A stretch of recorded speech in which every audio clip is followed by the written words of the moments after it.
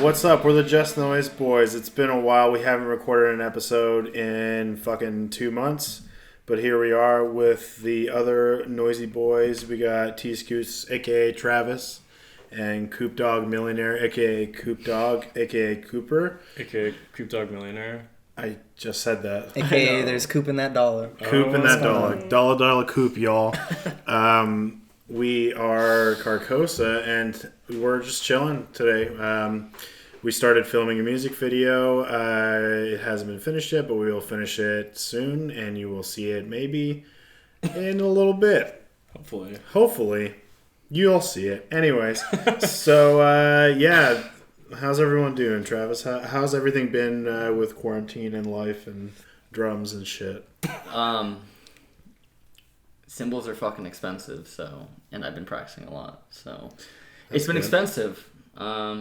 But it's been nice to have time to just fucking hit shit in the practice room. So that's great. Hitting shit is good. And you've been practicing the new material?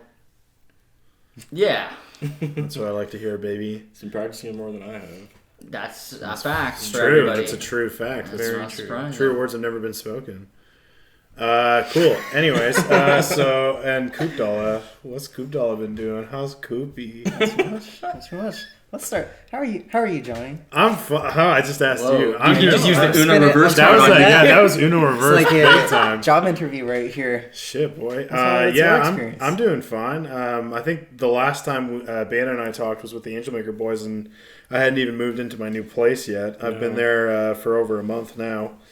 And, yeah, it's been great. It's been fucking super hot, though. There's no AC, and it's old, so I've been cooking alive like a fucking lobster when I sleep at night. It's been brutal. That does sound hot. Yeah, right? But, yeah, it's been good. I've been really busy with, obviously, stuff with you guys, and then stuff with CARCOSA and Bastion. We're CARCOSA. I'm in Angel Maker. Fuck. Stuff with Angel Maker, because we're pretty heavy in our writing process right now. And, yeah, and then we got shit going on, and... One of your 3 bands. Yeah. Oh well. Crazy boy. Yeah. You're so crazy. we're just not gonna get to know how you're doing. No. Yeah. Cooper's very mysterious. For me, I'm doing good. I've been working on, like mostly kind of my hip hop stuff, but I mean, trying to stay up to date with what you guys are doing. Mm-hmm. Your little demos. Mm-hmm. We wrote a little demo, Your a few weeks ago. So We did. So we've got some stuff going on. I've been, focusing on that for sure in the merch store and everything. Mm-hmm. We'll get more into Cooper's kind of role in the writing process as we continue through the whole discussion today, which before Bana tells us how he's doing, because we're all dying to know, we're pretty much just talking about the history of CARCOSA today, how it became a thing, and just all the fun little tidbits that we haven't really told anybody yet. So, without further ado, how are you doing, man? I was doing okay this morning, but then I bought everyone pizza, and nobody said thank you. So... Well, you ordered Domino's with marinara sauce. It's been pretty disappointing. So Yeah, that's on you, bro. So, I Been a did say pretty thank you, disappointing so you're being a baby? I think I But will. can I say something, though? Like, for dip, if you're getting pizza, why would you want to dip pizza in sauce? That's what I'm saying, Pizza man. sauce. In basically pizza sauce. That was for the garlic knots. That's what. And that what was dip for. did you have? What? What dip did you The have? same one. There was 2 of them. Okay. For So the for the garlic garlic knots. knots, it made sense. Yeah, but that's what the we dip didn't was have for. any other It dips. was not for pizza. Therefore, what you tried to do just didn't land with me, and That's pretty whack. it was pretty fucked up, man. I wanted Panago personally. I did too. This is what I was talking about. Wait, you didn't want Panago, you little dirty liar. You said fuck Panago. You said fuck You did say Panago. fuck Panago, I must say. If Panago's watching this, I don't want us to damage my future potential Panago endorsement, guys. So. Are you gonna try to work at Panago? No, I'm trying to get fucking sponsored. I would love a Panago endorsement. I would get that Pizza New York endorsements deli is fine. every fucking There's day. hot sauce. Dude, there are endorsements. pizza endorsements. Really? I've heard of it. Dude, I saw a fucking band do with an Uber endorsement the other day. Dude, It's pretty cool. Band did a Taco Bell endorsement, I think. So I've that's a seen that thing. before, It's a yeah. That's thing. pretty Yo, if you're dope. getting a Taco Bell endorsement, you need a fucking Charmin endorsement Well, too, I bro. Very funny. I know that I know Chipotle does this where they usually if a band is on tour and they can call ahead and be like, hey, we need this order, we're a touring band. And sometimes I do give stuff away for free. There's also black cards for a lot of fast food restaurants in the United States. I don't know about Canada. That give you like a huge discount if you're a celebrity or anything like that. You have to go through the proper channels to get these cards, but I do know that they exist. What's up with that? Like, yo, you're rich. Here's more money. Pretty much. Dude, when you're rich, that's like a thing, the rich man. Keep getting richer, baby. Yeah. That's a thing for a reason. You get richer and famous, baby. you don't have to pay for shit. That's how it's funny how shit works. American dream. But yeah, how are you? So you're bad? Yeah, pretty shitty because you guys did not appreciate my pizza and I've been fucking devastated all day about it. Oh my god. I said thank you. It's all I'm just gonna diffuse the tension right now. Thanks, man. I appreciate the pizza. That's all I wanted. Thanks. It was honestly, I would say it was delicious, but it was Domino's. So okay, never mind. Fuck you. I appreciate it, though. Thank you. I appreciate the thought, but Domino's is farts. Dude, all we eat is fucking pizza. Every time we're together. Dude, I have pizza when I get home. Like, this is an issue. This motherfucker won't eat the leftover pizza here because he wants his leftover pizza at home. Dude, he has Pizza Garden at home. What pizza garden do you have? It's fair, dog. Which pizza better, garden? but goddamn. It's half pepperoni, half margarita. Like, okay, it's that's pretty straight my up. shit. But That's my jam. They have, Pizza Garden's really good. For everybody who doesn't live in Vancouver, which is probably everybody, Pizza Garden is, I guess they are a chain in Vancouver. I don't know if they're anywhere else in Canada. Small chain in Vancouver. But they do like actual proper like Italian style cooked in a fucking stone oven pizza. And it's real good. What's your problem? Is this a pizza podcast? Now this is a pizza podcast. Dude, have you watched any episodes of their podcast? I've been in a band with these guys for a couple years, and I know that pizza is the number one priority. I do love pizza, but yeah, it's an easy like, thing when you're with a group of people. Involve a pizza chain of some sort. Do they? Well, the fucking Boston Pizza versus fucking Spaghetti Factory, God. the West Edmonton That Mall. was pretty funny. Okay. Devastation. Do you want to talk about this shit before we get into the real stuff? Because we can. I'm more than happy to talk about all the shit. I feel like our fans deserve it. No, I feel like you guys listening deserve it. Look how the now you're back. How the turntables turn. How the turns have turns. Okay, holy shit. So CARCOSA, everybody. No. We're not going to talk about the McDonald's incident? Can we talk about... Yeah, okay, so we're going to talk about the McDonald's incident. You're going to know as soon as I start telling the story. No, we told that story in the Black Tongue video. No, I got cut because my camera turned off. We're talking about it. I'm here now. I know what story you're talking about, but I mean, like, that's you're laughing too hard and you didn't pull over on the highway type of story. The only part that McDonald's had in that story is when I went to change my shitty underwear. That's the funniest part of the story. That was the staple the funniest part of the story. story was, yo guys, I'm gonna shit myself, and you're like, no, you're not, and then he just drives past the exit on the highway. So now we've told the entire story backwards and in different pieces. So I'll try and make a cohesive story out of it here. So we were going on a mini tour. Travis really M. Night Shyamalan'd it right there. Yeah, you really just did a whole switcheroo. Gonna undo this. Lord. Holy fuck. So we did this little mini tour, and we were probably about 20 minutes into driving. We were in Abbotsford, I would assume, right? Not even, we were His in hometown. like we were in like Aldergrove. Yeah. We were right before 264th exit. Right. He remembers. even remembers. Somebody said something very hilarious, and I was like, oh my god, I'm laughing so hard, I'm gonna shit myself. And Johnny's like driving. Yeah. Fucking just laughing it up, and he's like, no, you're not, and drives right past the exit. And I'm like, bro, I'm shitting myself right now. And Johnny's eyes are just like And basically Johnny's like closed. crying. And we're like on the highway. And then we get stuck in traffic. Yeah. And it's like 25 minutes, and I have charted. It is too late at this point. We get to Abbotsford, pull over, and I just fucking beeline it for the bathroom. And there's a little puddle on the seat. Yeah, it was like a sweaty. A little condensation. I'm so sorry. If my girlfriend watches this, I'm so sorry, Jason. She doesn't know about this? Dude, he fucking... Well, she knows, but she has to hear it in detail. I was driving the He was doing the Johnny Rover. spinner. Yeah. I was trying not to kill everyone because like I kept closing my eyes because I was crying. So I don't Meanwhile, my asshole is killing everyone. Holy shit! Yeah, that was really funny. So, anyways, there was that. Now on to the other story. That was great. The other one I want to talk about is one that I know that you guys love telling because you think it's so fucking funny. It is fucking funny. But when we were in West Edmonton Mall, The same tour. it was the same tour. So if somebody else wants Like to the take that biggest one. mall in North America. I think it started with me being like, I'm gonna go buy some new shoes. You guys pick where to eat. Because, like, stores were closing. So I was like, you guys pick whatever you want. I'll trust you. So I left, and then I went to the shoe store, and then I was like, actually, just kidding. I don't have money for this. And then went back. If you've ever been to the West Edmonton Mall, Yeah, it's there's like it's not like a food court. It's like a corridor of nice restaurants. And it's the biggest mall in Canada. In North America. In North America. North America is the biggest mall in North America. Like, and there's I don't know about that, actually. No, it is. No. No, it is. It is. Okay. Well, let's say I don't. it is. We'll let everyone else Doesn't I'll decide fact that. check it while you guys are telling your story. I'm a fact checker. But yeah, here. so I was coming back. I was like, where'd you guys decide to eat? They're like, Boston Pizza. And I was like, Boston Pizza? Motherfuckers, we're in like the nicest mall in the world. Like, why would we eat there? So I got there and I said what I just said, but to them. And Johnny was... And we also always eat at Boston Pizza. And we were going to a town that where only the has only Boston restaurant is Boston Pizza. Yeah. And the last year we were there was I'm not even going to get into that because that's another That's a whole other story. But yeah, But so that's the then worst. I got to Boston Pizza and I was like, why did you guys pick Boston Pizza? Oh, crazy. So it is the biggest mall in North America, by the way.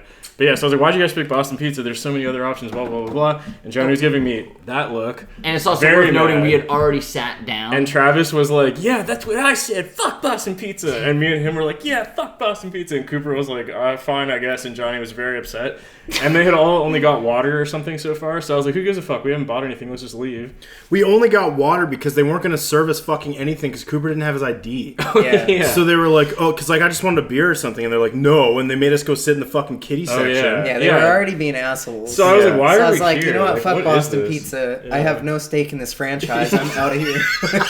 I don't hold any stocks So we were in like, this let's go. franchise. So we went to we Old thought it was Spaghetti. the funniest thing, just getting up and leaving. Yeah, Johnny was very upset. But we went to Old Spaghetti Factory instead, and then he got even more Yeah, It's upset. because It's no fucking different, man. It's Old Spaghetti Factory. They No, have fucking no, spaghetti, no. and so does Boston Pizza. Okay, but then No, Bane is no. sitting there and he's like, I'm gonna get the chicken strips. And the my rage God. that immediately was inside of this man's You're eyes. at the Old Spaghetti Factory. It's spaghetti is in the fucking name. Yeah. And he gets chicken fingers like a fucking child. the thing is, I didn't get chicken fingers. But I did make a phone case out of the free bread What that did they you get? provide. fucking spaghetti, dude. Oh, that's cool. Remember that? Remember the bread phone There's case? always a No, always a I happy said I'm ending. getting chicken nuggets or whatever because I knew it would make you very mad, and it did. And I was like, ha ha ha. Wow. And then I got spaghetti anyways. Right, but yes, Travis throughout this time decided to make a phone case out of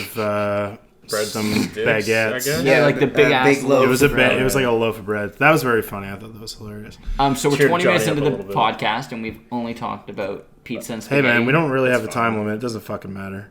I'm sure people Nobody's would rather watching hear this by than this us being point. like, yes, Carcosa is our new project. Yeah, we we're are just very excited. Basically Like, sucking your own dicks. Yeah, So it's yeah, which fine. is coming up. Don't worry. yeah, don't worry. Is there anything else? Anything else funny happened in our lives, or are we pretty miserable? I think we're tapped out now. Yeah, Yeah. those were some I main think- ones. If you want to hear like tons more stories, we did a video with Black Tongue like back in October that has like tons more stories like this. So go check that out. And also Johnny's not in it, so you'll like it. Oh, yeah. I forgot. Wow, yeah, sounds good. Yeah, okay. Well, I guess if now it's time to suck our own dicks. Let me get the questions out, and we'll start sucking. So yeah, like I said, we're the main focus of this episode today is to talk about our new project that's it's been in the works for a very long time, longer than some people might expect. So my first question to all of us is really why the brand change from Galactic Pegasus, which I know, we don't want to talk about them or us. That's us. We don't want to talk about. There's them. That's that we our don't wanna old. talk That's about. our old selves. There's, we didn't really want to talk about GP anymore because that is something that's in the past. But it's also an essential part of the story, whether you fucking like it or not. So, why the brand change and why did we do this? Should I start, I guess? Or? Yeah, you should Okay. start. Okay. Yeah, I don't know. We had talked in the past about changing the name, like, literally for years. And, it would always be like one of us wanted to change it and the other people didn't. Like there was a time when I didn't want to change it. There was a time when I did want to change it and like Johnny and Cooper didn't. There was a time when Cooper, you know, you get the point. So it had been like kind of talked about for a really long time. And then it kind of just all basically got to the point where we just all were pretty bored of Galactic Pegasus. And like we felt like everything we were doing wasn't really giving us much progress. Like even though we were really happy with the music, it was like we would release the music, but everything would kind of stay the same, which is, you know, not necessarily a bad thing, but that's not really what we were after. We were like, well, we want it to be a little more successful than this, and if everything we do is not increasing our success, like, maybe we're doing something wrong, or maybe we could do something better. And in addition to that, the way that band started was so weird, and, like, not the way the band was at the end of it at all. Like, it started out as, like, genty metalcore, and then we were releasing, like, deathcore songs, which obviously we liked more, but we were like, this doesn't really make any sense. Like, it sounds nothing like how the band used to sound. Like, why are we even holding on to this name? So it was mostly stuff like that. And then we finally decided to change our name. And then, like, not to get too real on you, but the final, I don't want to say nail in the coffin because it's kind of fucked up in this situation, but here we are. You just said it. So. Yeah. My friend passed away from suicide, and he was actually the one who made that name back when we were, like 15 or 16 years old, and that's where I got the name from. So one of the last things that I talked to him about before he died was that we were thinking about changing our name, and then that happened, so we were like, okay, well, we're definitely fucking changing it now. And that was like the ultimate deciding factor in us being like, don't get me wrong, like, I'm proud of what we did in the band and all that, but we were like, let's just not use this name anymore and move on to something else. We were already kind of 1 foot out the door, deciding on ending Galactic Pegasus and starting something else. But when that did happen, it was definitely like the deciding factor big time in like, let's just let this kind of end and be what it is, and kind of just let it go with him in a poetic sense, if you want to say that. Yeah. And it kind of felt more right doing it that way. And like, as you know, the band itself had a lot of negative history between everybody, like, you know, with past members and stuff, but it definitely felt right to end the project like that, kind of like in, not like memoriam, but kind of more of like in tribute in a way. Yeah, and I mean, don't get me wrong, like, we're not trying to say like we did it because he died, because like we were already going to do it or thinking of doing it before. Process by that point. Yeah. So like, I'm not trying to. I don't want to frame it in such a way that like, oh well, we did it because of this. Well, that's not what I'm saying. Yeah, right? I said like, one foot out the door already. Yeah. Right? I'd say like, I just want to make that clear. Like, to clarify for you guys, like, we had been thinking about this for like 6 years, probably since dating back to probably about 2013, even like a year after GP was formed. Like, we were already thinking about it, and I'm sure you all know, and I'm sure you all know, like, you know, when tragedy and personal loss comes into your life, like, you kind of reevaluate things, and it kind of gives you clarity sometimes. And I think, you know, it was a point for you to reflect on, think like, you know, and evaluate what you've been doing, why you've been doing it, and where you really want to go next. And that kind of triggered a thing for all of us to, like, finally be able to be like, you know what, like, yeah, we've been thinking about this so long. I think it's time. Yeah, for sure. I mean, like, again, it was very far into it already happening by that point, too. So it's not like that really even was.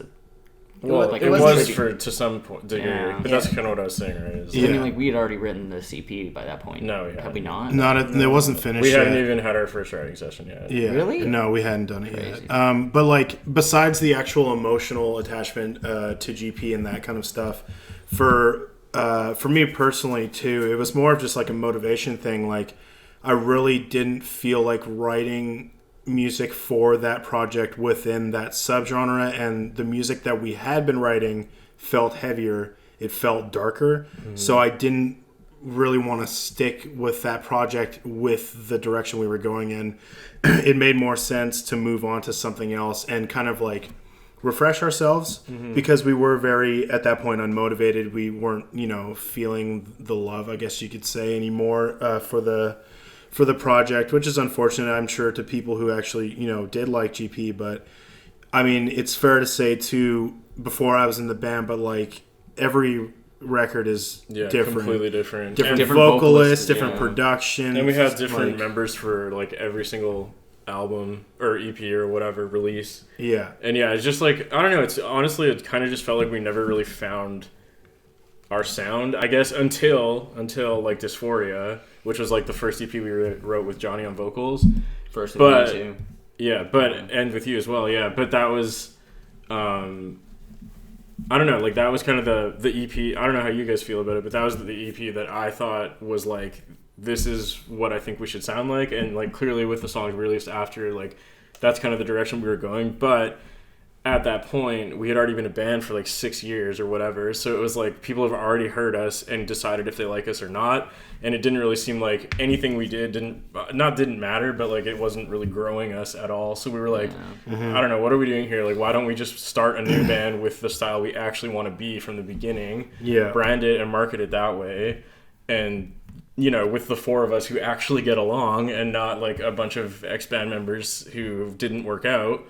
So, you know, there was lots of things involved for sure. And, you know, the four of us have been the ones that were in GP for, I don't know how long it's been, just the four of us, probably like the last 3 or 4 years or something like that. I think 4. It's coming up on 4. Yeah, that's crazy. Yeah. But yeah, so we've been... That's insane. Yeah, no. Oh, God. Yeah, we started with him when he was like 17 or 18. I turned 19 like right after. Right. I think right after my first audition. Because I was like, anyways, I remember telling you, I was like, yo, I'll be able to play bar shows soon. Yeah, that was like a selling point. But yeah, we, it's been the four of us for like 4 years, and we finally like all get along and actually agree on everything. Whereas like every member in the past has always like, there's always been at least one person that doesn't gel or like agree with like what the majority wants to do, and it always causes issues. Really, like I don't know if any of you guys are in a band, I'm sure you can relate.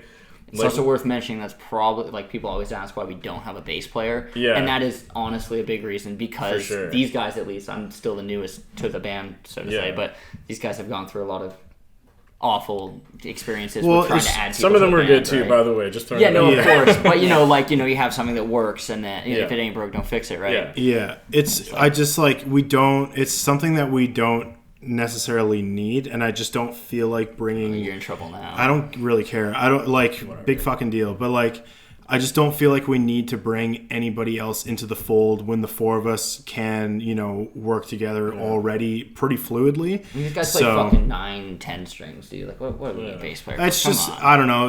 We're not the only band in this subgenre that's doing this either. So it's more just like, it's really more than anything else. It's more of like a personality thing where it's like the four of us actually know what we want, and like, obviously sometimes we disagree, as anyone does.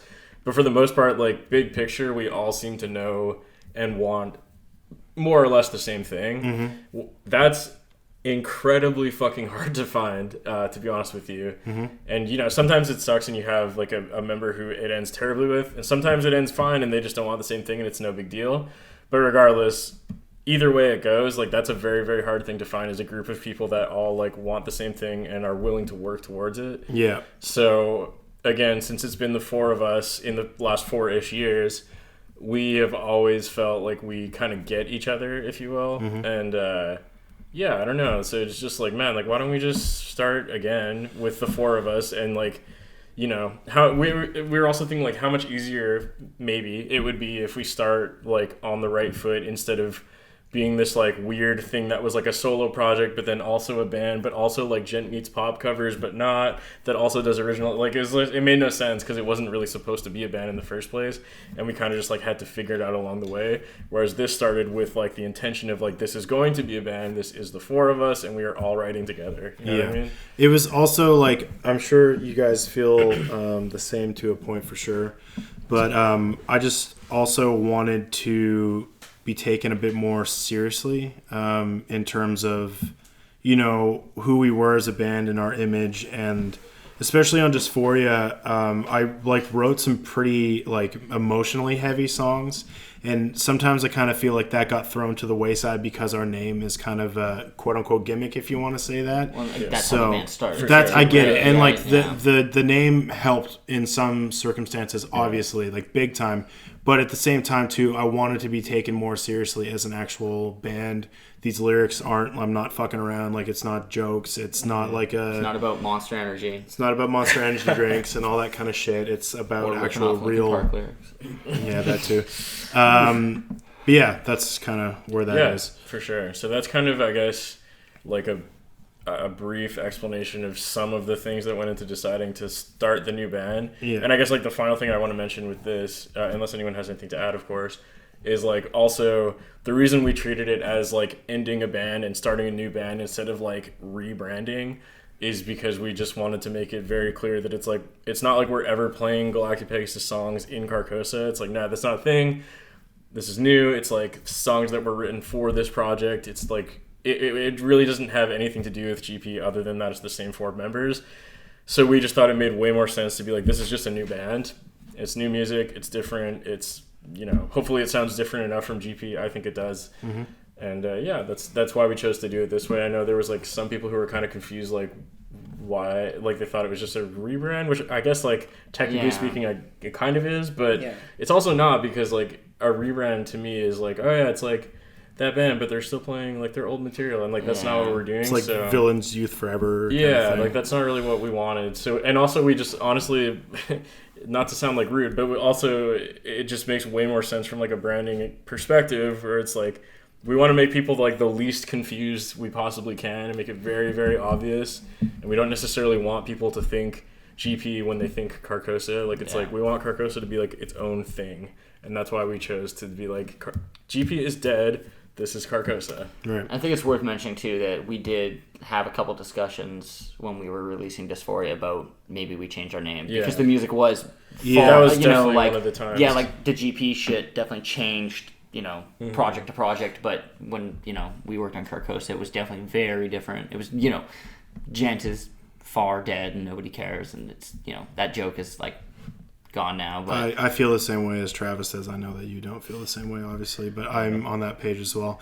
But yeah, like for Dysphoria too, I remember when I was, you know, I was hanging out with like Mike and the Angel Maker boys before I joined the band. Like you would always show them our new stuff, and Mike is just like, man, you guys got to change your name. Yeah. Like you're not the same band. Yeah. Again, like there was so many times when we thought of it, but we always just kind of held on to it. Made us want to stick with GP. Yeah.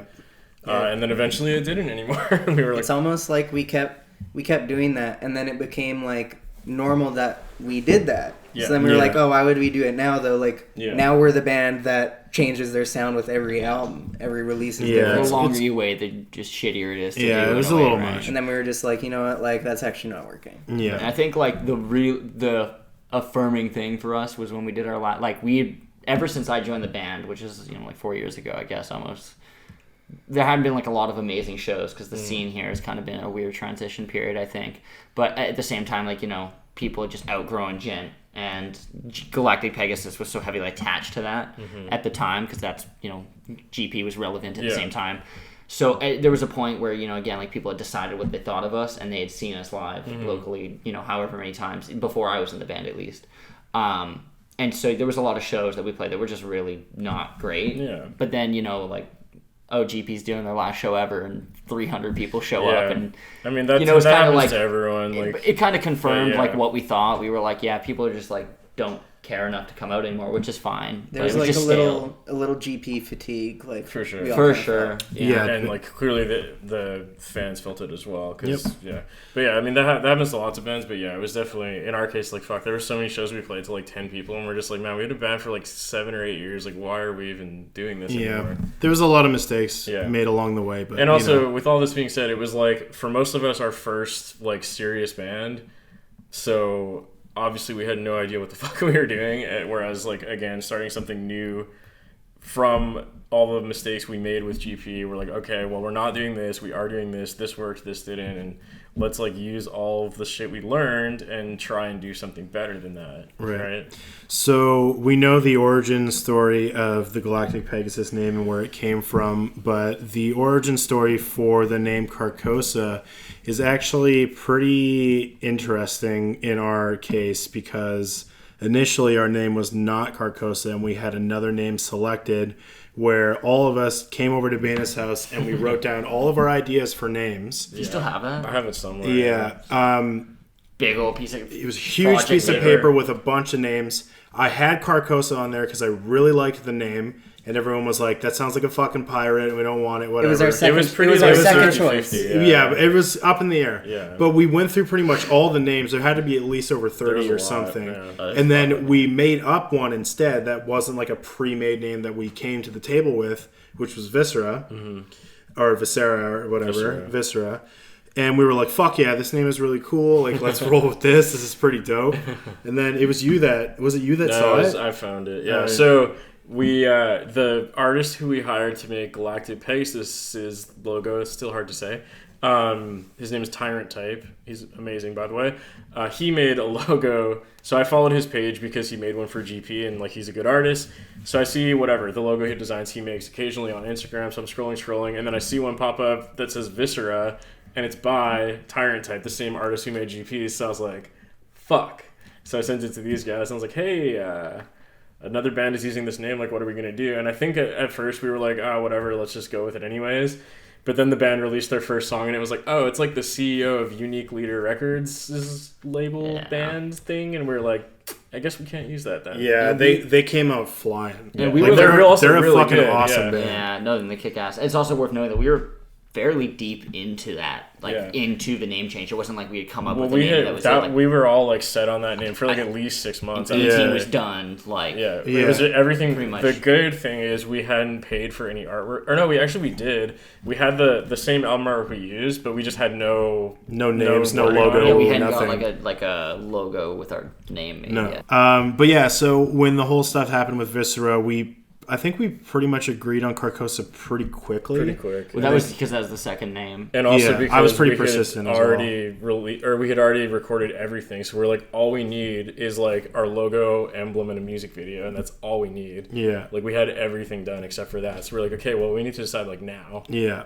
So yeah, I guess we only really decided on CARCOSA like maybe a month or two before the music video. It felt pretty last minute for sure, but that's like because of everything that was happening with the actual Viscera band.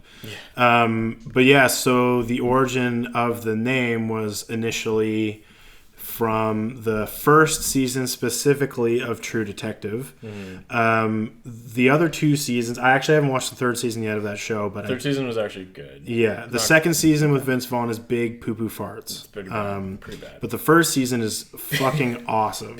I should probably watch it. It's really good, man. It's Matthew McConaughey, Woody Harrelson, and the roles that they play is amazing. Yeah, she's in the show too.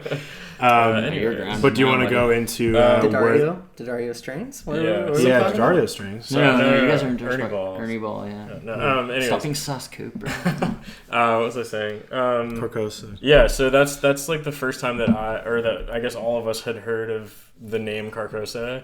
In the context of that show, it's the way that I understood it at least was it's essentially like basically hell on earth depicted through the show. Like it's basically like a ruined I don't know, like church or something where this guy who's essentially a serial killer takes all his victims to.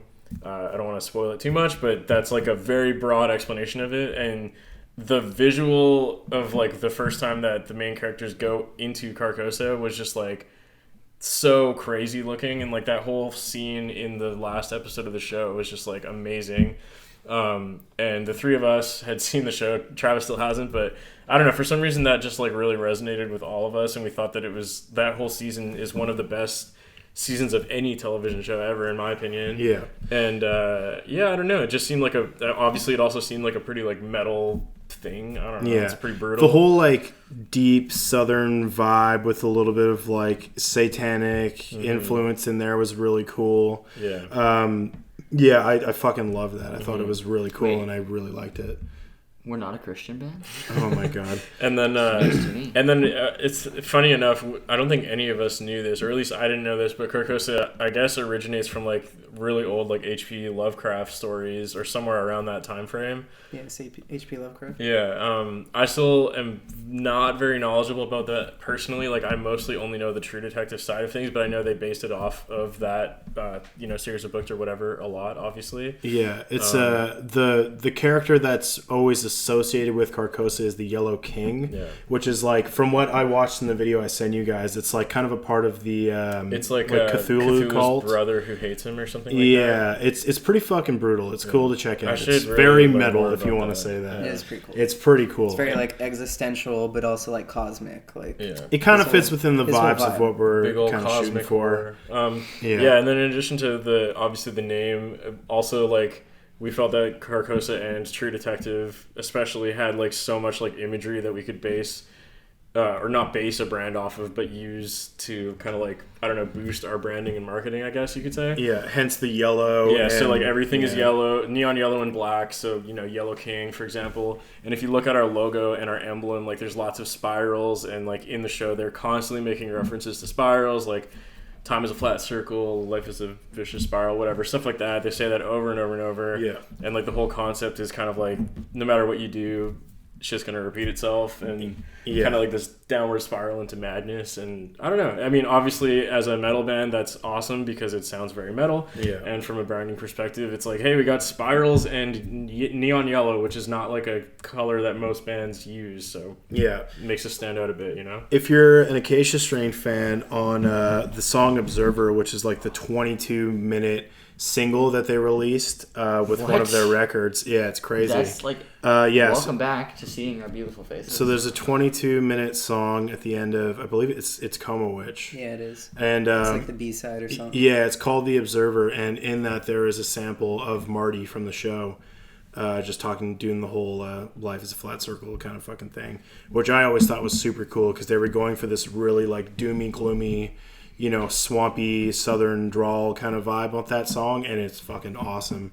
So I definitely kind of wanted to model what we were doing, like that kind of vibe and atmosphere with the music that we were writing, which moves on to my next talking point, which is the writing process of the band, the sound that we kind of decided to encapsulate and go with.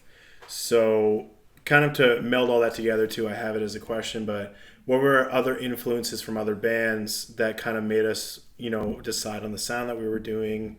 Who were the flagship bands for us that we're into? One thing that people have told us consistently since the first song has come out, that they see a lot of Chelsea Grin influence in our music.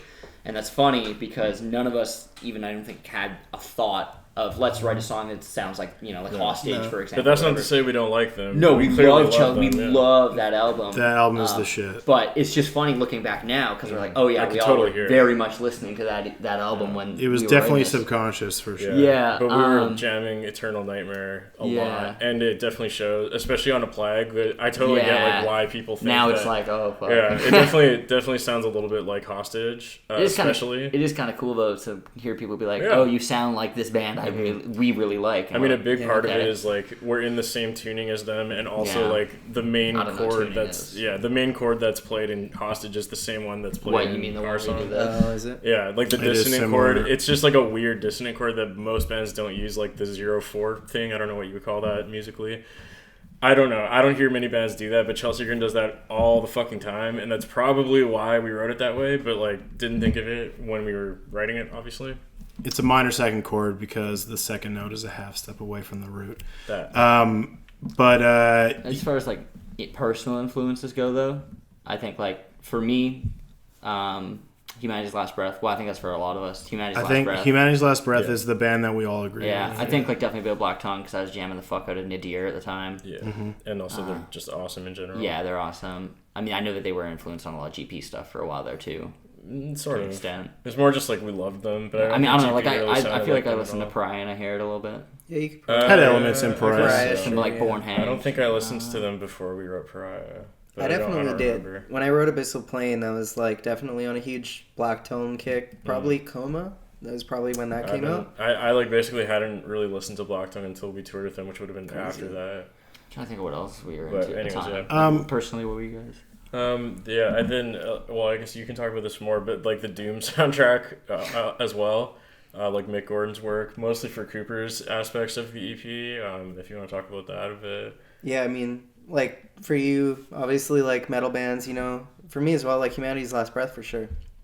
But like, Fuck, that it's sounds sick. funny for me because like I'm like coming in from with a different perspective of like having been not listening to metal at least over the past couple years. Like I checked out like the major like staples of the genre, like my favorites like Chelsea Grin, and like, you know, I'll always check out like a new Born of Osiris record, even if, you know, general consensus is maybe it's not good.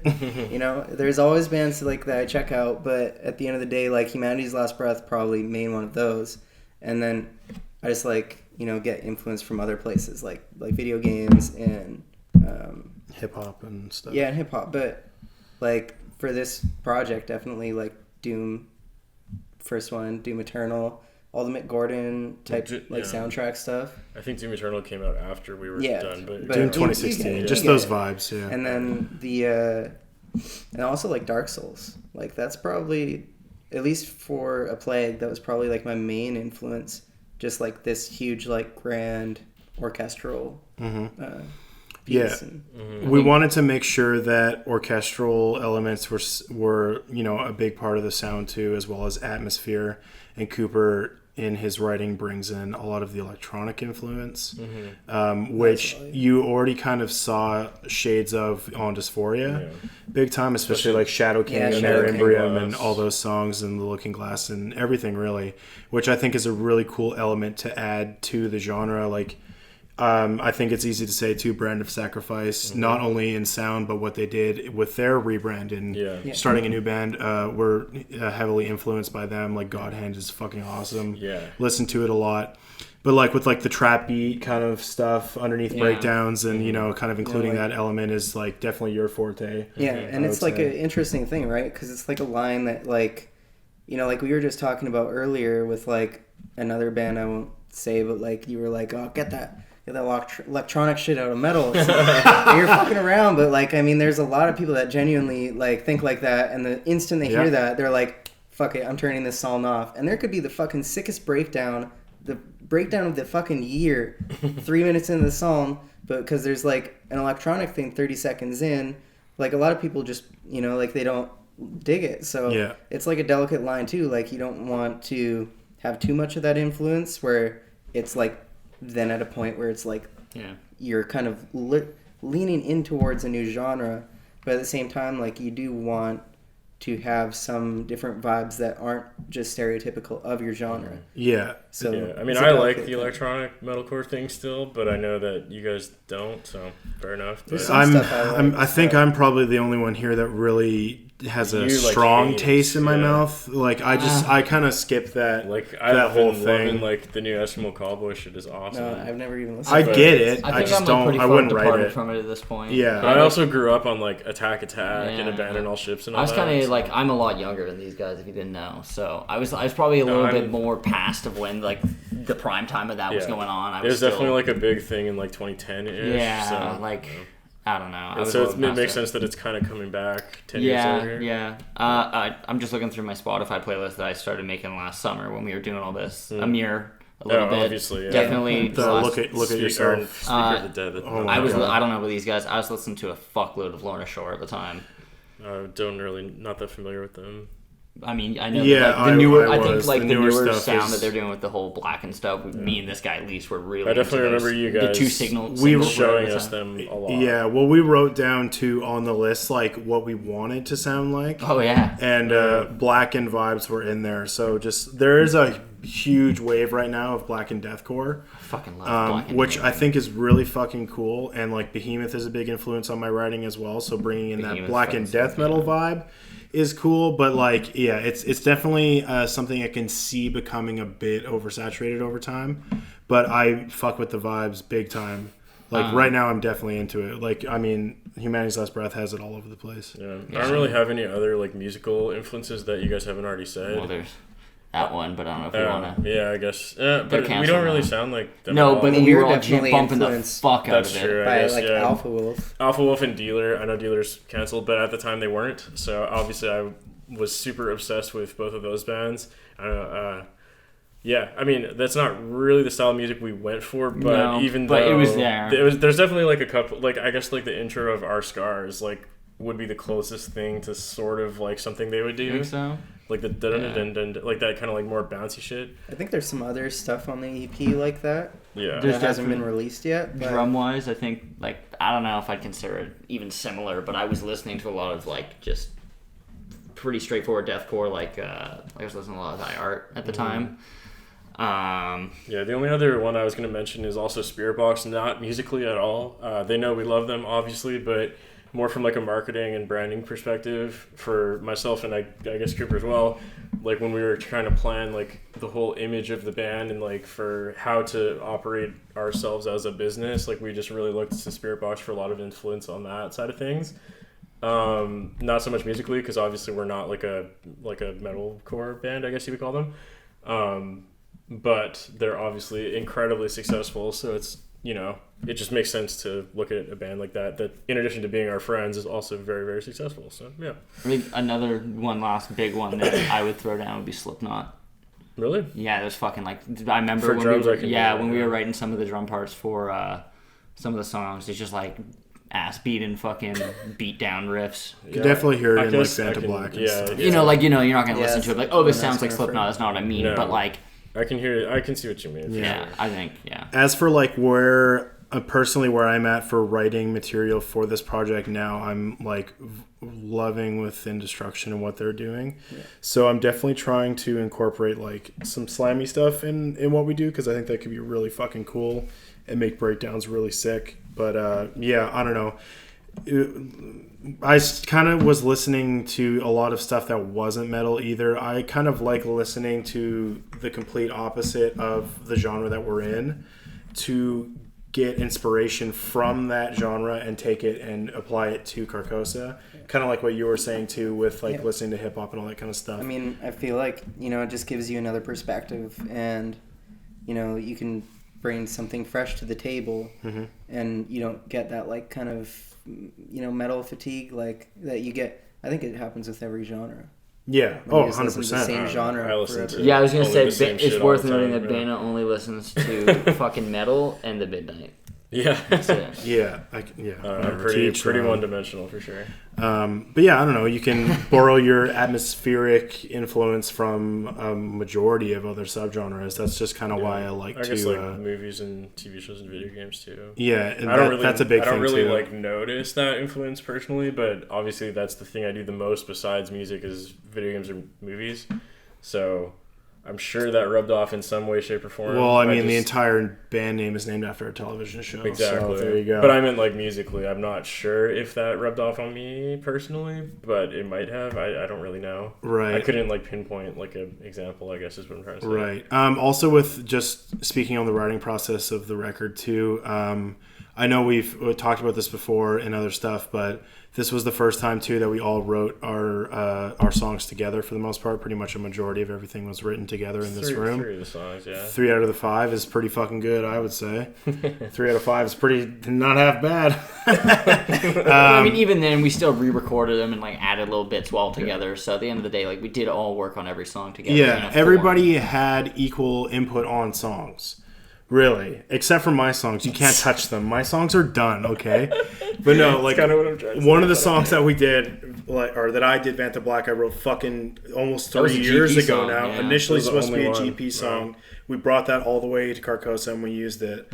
I think we actually originally thought that we were going to put that on the RIP GP EP originally. It might have been think so, briefly but discussed, yeah. but I wanted to shelve it because I thought it was better for what we're doing now. Yeah. It was potentially going to be a last-minute addition to Dysphoria, I think. Yeah, It was that's So like- we kept pulling it because we were like, this is really good, but it's like not like doesn't sound like GP. So Yeah, definitely wanted to shelve it, and I don't know when we're releasing this podcast, but yeah, I think the song is pretty dope, and it's gonna sound cool. Yeah. Like we worked together on working title at the time, Slippy Blippy, which is Our Scars. Fucking nightmare of a Can we song. tell a quick story about that song real quick? Yeah. Okay, so I work weekends, and usually I wouldn't show up to a writing session until I was after work at 6, and they usually been writing for about 2 or 3 hours by that point. Mm-hmm. And that particular day, but we wrote for those that don't, we did Our Scars. If you, Bana had to drive his fiance somewhere. Mm-hmm. So me and Bana came back about it at the same time, and I guess by the time he had left, not much had been done on the song. Well, because it started out like I wrote the intro riff, like the little palm mute thing. That's what that's how the song started, I think. So I wrote that, and then we might have written a tiny bit more. I think we only had like the intro and the verse done, which is the same riff for both. It's just palm muted or not palm muted. And then I was like, I gotta go drive Serena somewhere. I'll be back soon. So I left, and I came back, and Travis had just got here as well. So I don't know. I guess you just got off work or whatever. Yeah, I've been here for like 10 minutes by the time you got here. You can continue now. Well, I walked in, and the first fucking thing I see is like, okay, if you guys don't know how Andrew is with his fucking guitars, just don't touch his guitars. Honestly, just don't. I walk in, and these motherfuckers are sitting there with a fucking dagger. That dagger right there.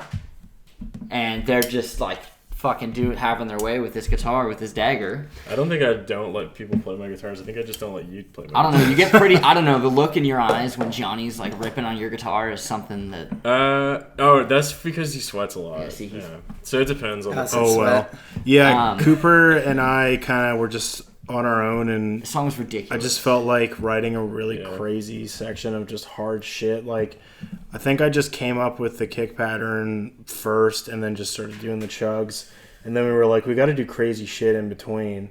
Yeah, it's like the fucking start-stop. That song just altogether. It makes no. That was mostly these two guys, but we all kind of like added my contribution to that song was, let's do the breakdown like slower and one more time. That was it. And also on a 9-string. Yeah, and then tune it down again. I think it was what's that one Reflection songs that I was talking about? They were not at the time. No, Shadow Self. Shadow Self. Yeah, Shadow Self does that. Dummy low. That was like, let's do dummy that. Thick. Yeah, the breakdown was the last thing I wrote right before I left, because I had just started figuring out the drums, and I was like, we should do this part here because it would be really cool. And then I was like, I just grabbed the 9-string and just like, fuck it, we're doing this because we can do it live if we need to.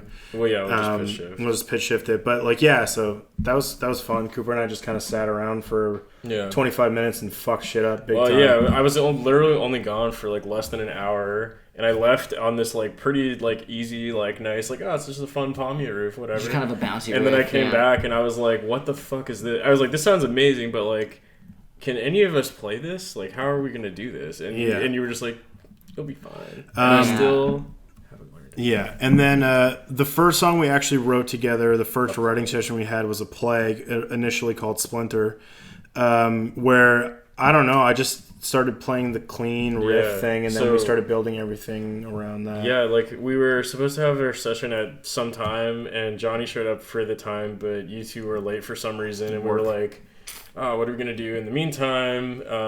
Was it the one that Cooper didn't come to? There was Cooper. I was there. He was just late for some reason. I don't know why. I think you came a little later. You were out here hustling. You were working. Yeah, I know, but Cooper's probably cooped up millionaires just hustling the streets. But I missed out on the first intro. The first breakdown. So Johnny. I think we were waiting on one of you or both of you to get here, and we were like, I don't really know what to do in the meantime. Like, I guess fuck it, we'll just hang out and not do anything, because the whole point was to like write it together.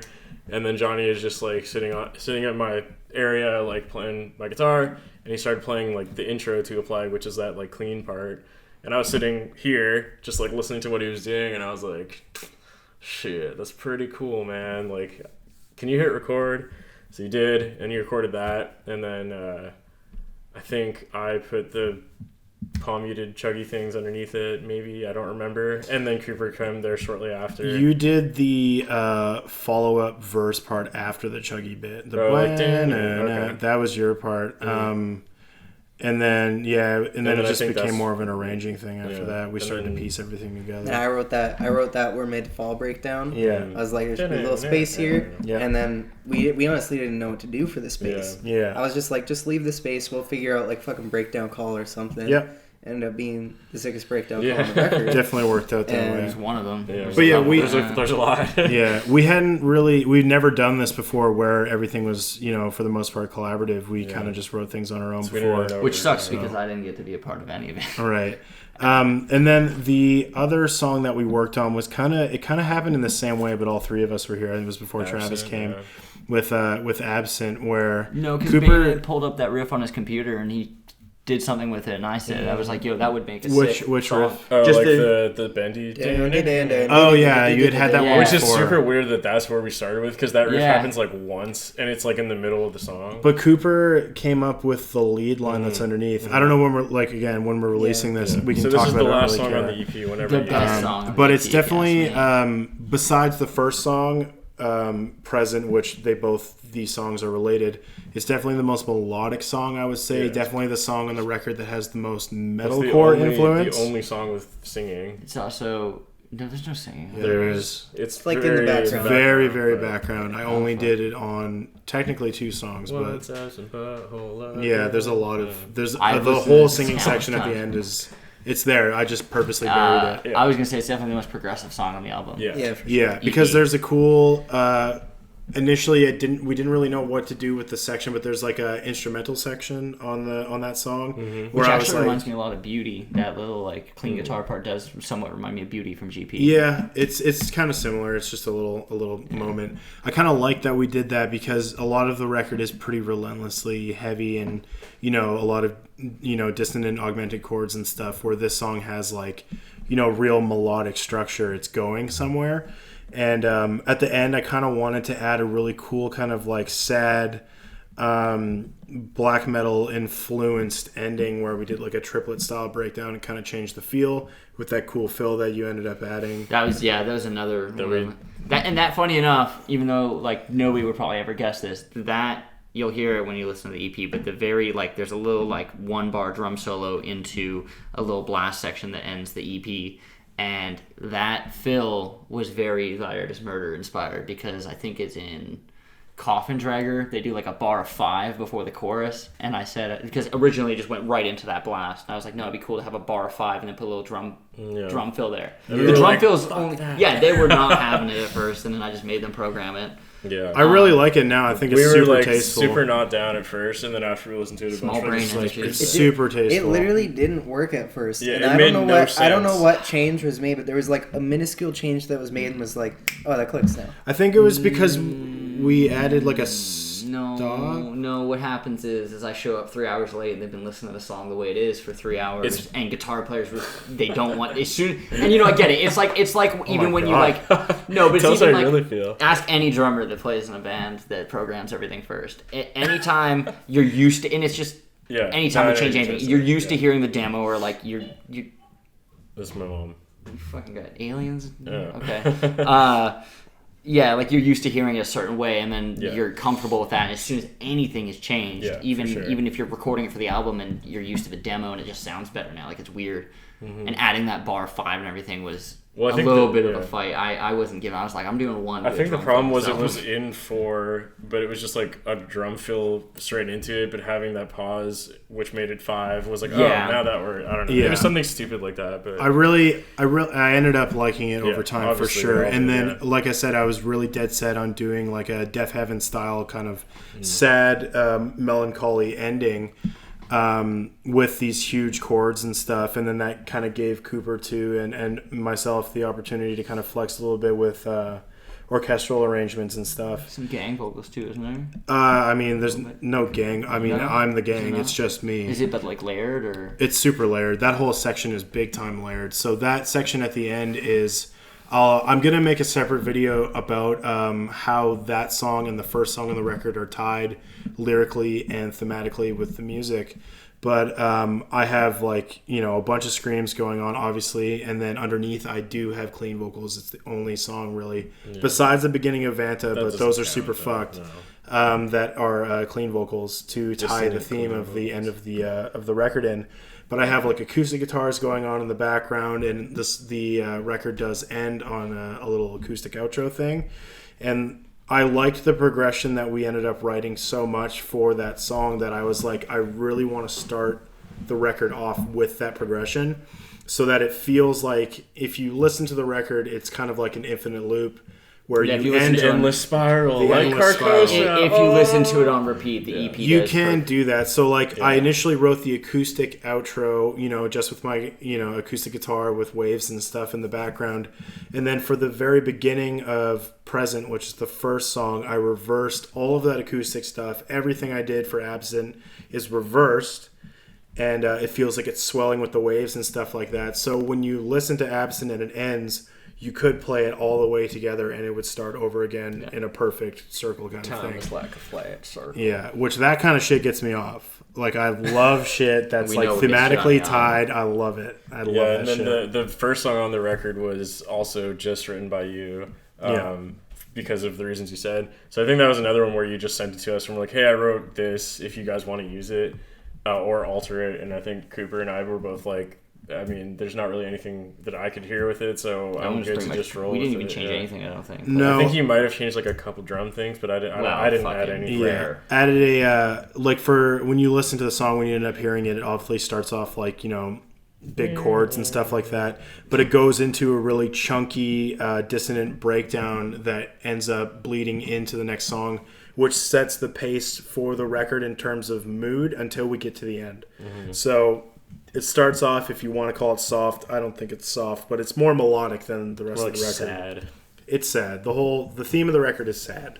And I'll talk about that in my own video because it's a whole other fucking thing. Yeah. I did want to also shout out and talk about the work that Ty Kingston did for us in terms of mixing, mastering, and also doing some drum programming for us, which I think it was a huge help in terms of making the drums on a deathcore record that are programmed feel like live drums to a point, right? No, and when because we had looked at a couple people to mix it, and like all the mixes we got were fucking amazing, and so it was a hard choice. But like when it came time to all vote for everything, Ty, when he like kind of wrote out his little thing about what he thinks and like where he would go with it, he very much emphasized that he wants to work on the drums a lot. And from my point of view, and anybody that ever knows me, I'm fucking dick when it comes to drum stuff, and like we did a little interview thing, I'm sure you'll see at some point, where I answered a question sort of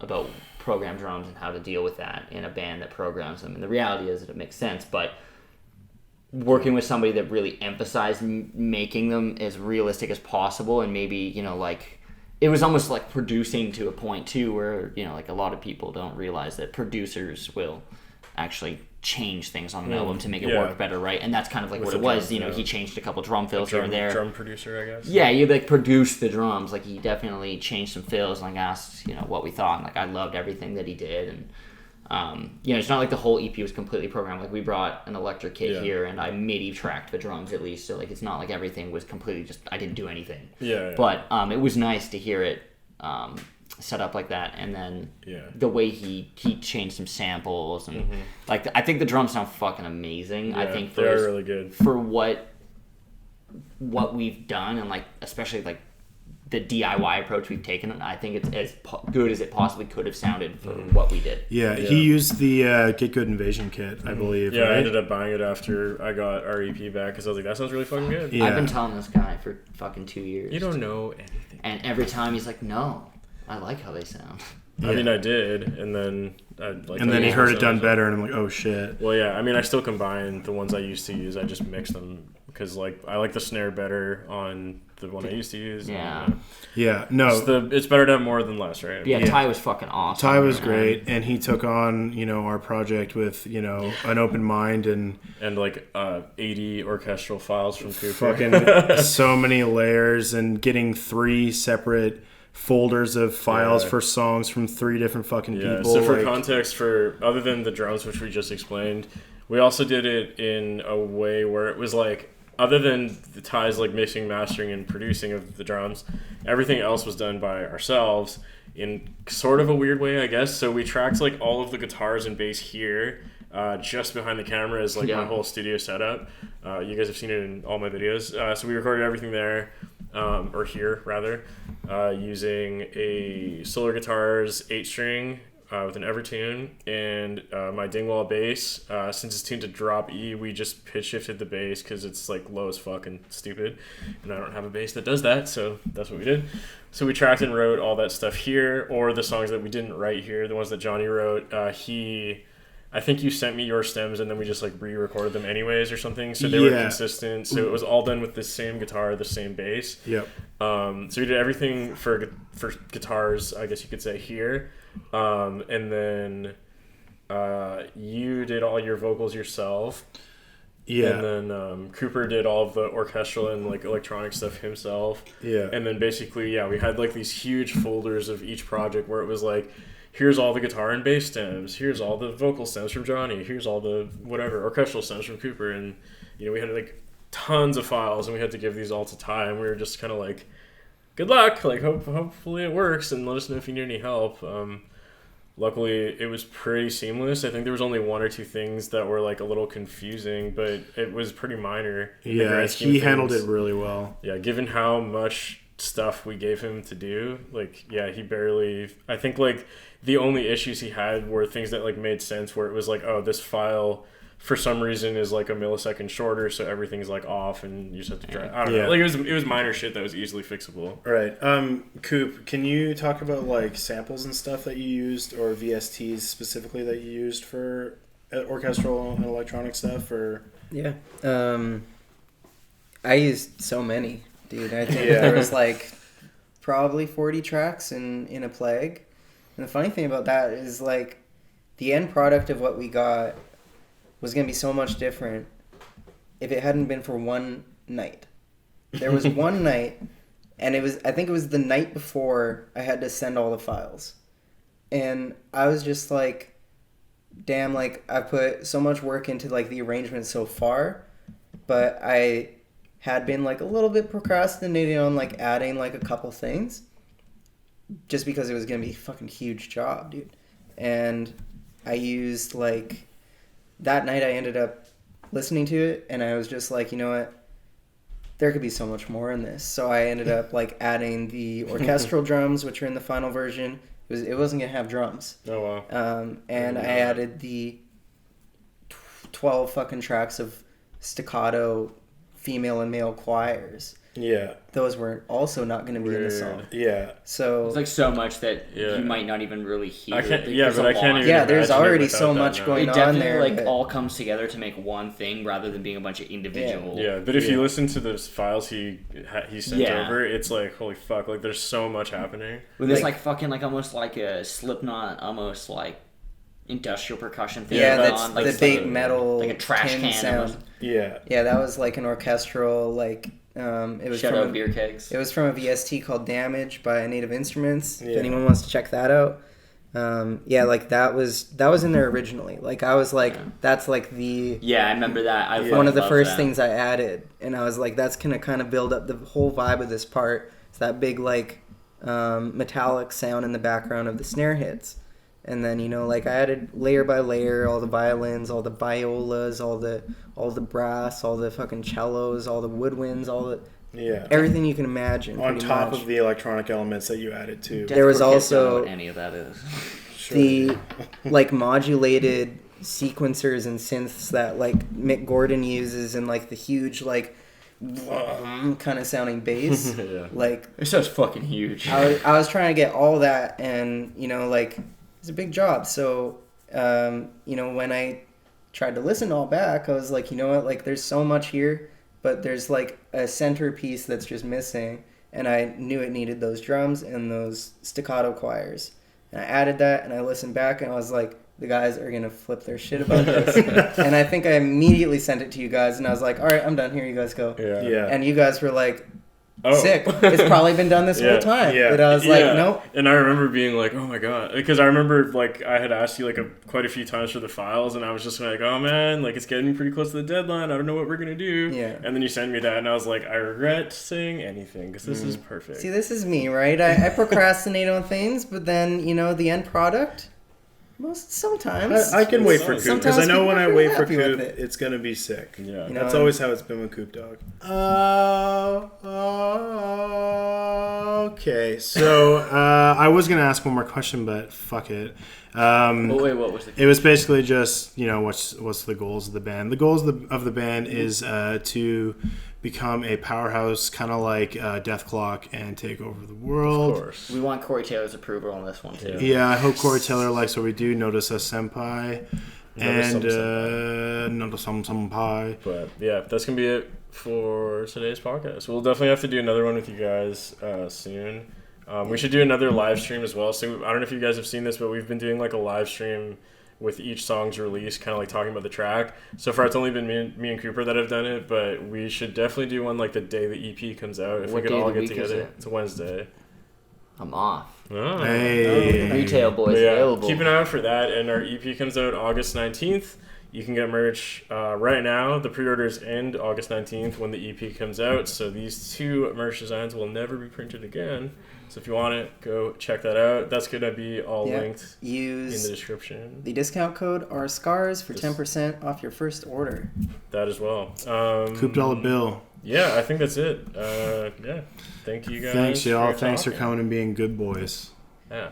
I was extra good today. It's You true, were. you were. You behaved I just yourself. had a coffee too, so I was. All right. The stars have aligned. You know Goodbye. what? Thanks, you guys. Thanks, you guys.